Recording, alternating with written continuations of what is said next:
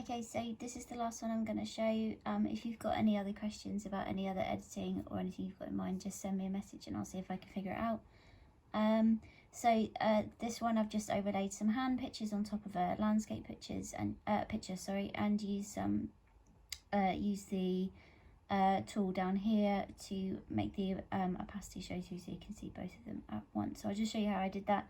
Again, it's really quite simple, and again I've used some internet pictures, but obviously I want you to use your own, please.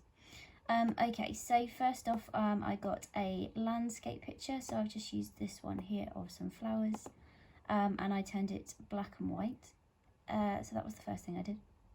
Then, so this one actually is my picture. So I took a picture of my hand or whatever item or body part or anything that you want to have in your image. If you wanted a face or both hands at once or anything like that, you could take a picture of that. Ideally in front of a white background, just so it makes the selection tool easier, or a white wall. That would work well as well.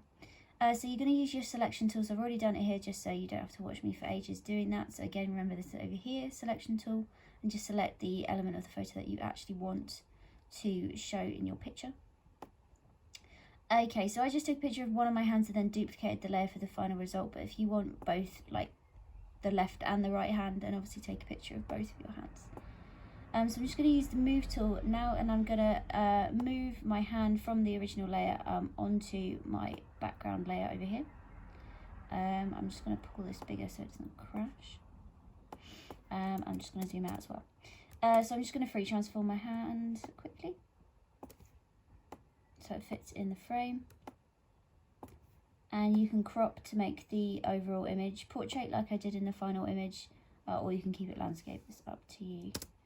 So click enter when you're happy with the placement of your hand.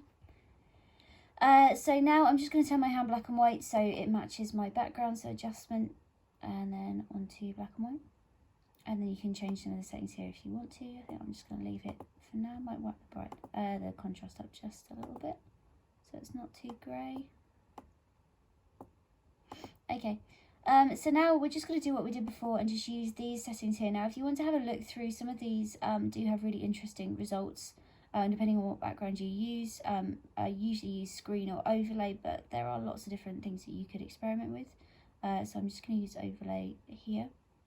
So that has made that quite dark. So obviously you could pull the opacity of your background layer down to make it show up a little bit more.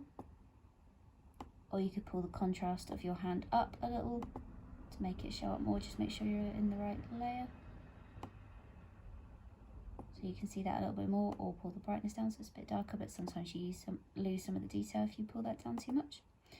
Okay, now what I did is I just duplicated the layer, so I have two versions of my hand, and then you can just flip it.